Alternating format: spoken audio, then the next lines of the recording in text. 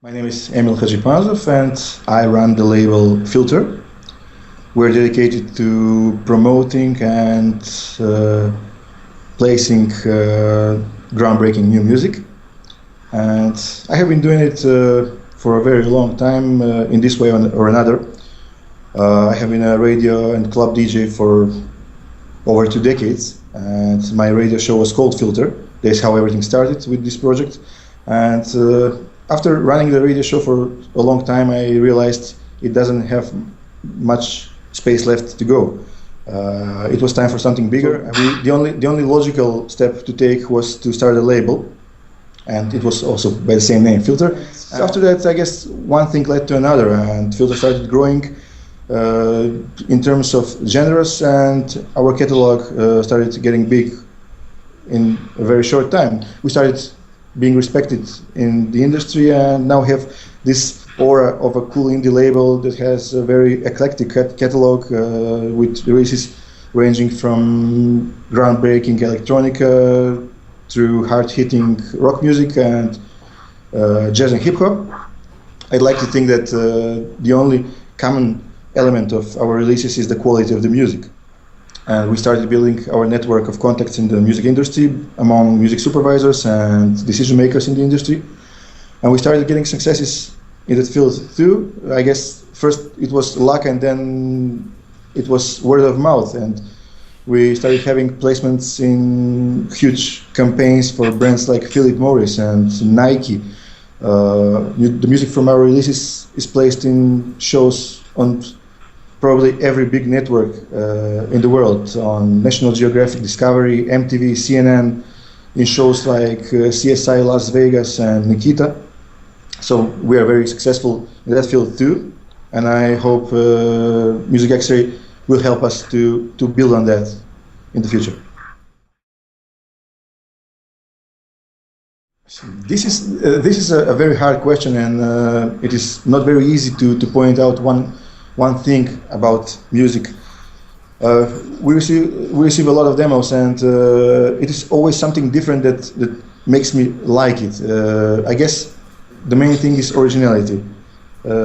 With the advancement of music software and its accessibility, everyone is using pretty much the same software and the same tools. So it is very hard now for musicians to sound different. I guess a lot of us, I'm a musician too, and a lot of us became a bit lazy in this process. So originality is the key. As I said earlier, I couldn't care less about music genres.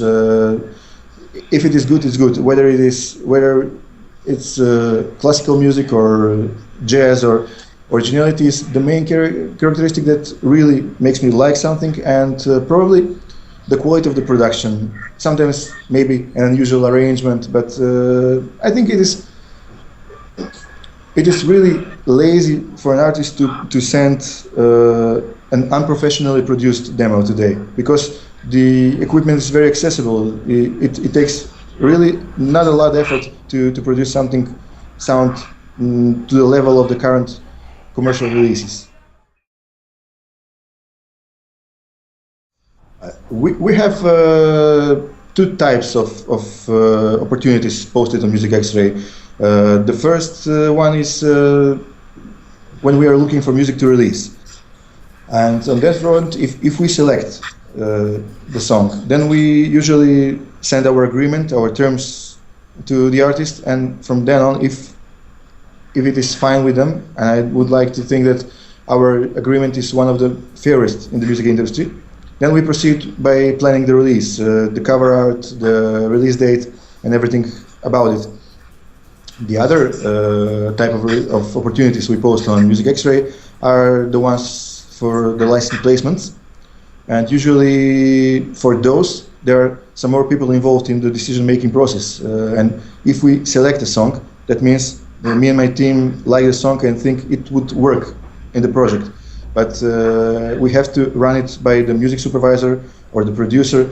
Sometimes even the editor has a thing to say about the music. So we inform the artist that we will send the song to the creative team, and once we hear from them, if they like the song, then we proceed by discussing the terms and everything else around that is needed to close the deal.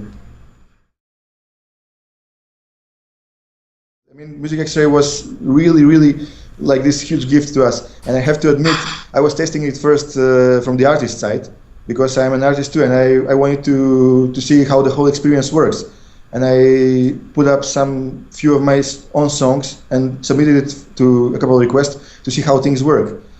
Because don't get me wrong, but there are a lot of services on the internet, and some of them look like a scam to me. So I wanted to check everything before trying it, and I'm sure that this really works for the artist too, because I saw that side too.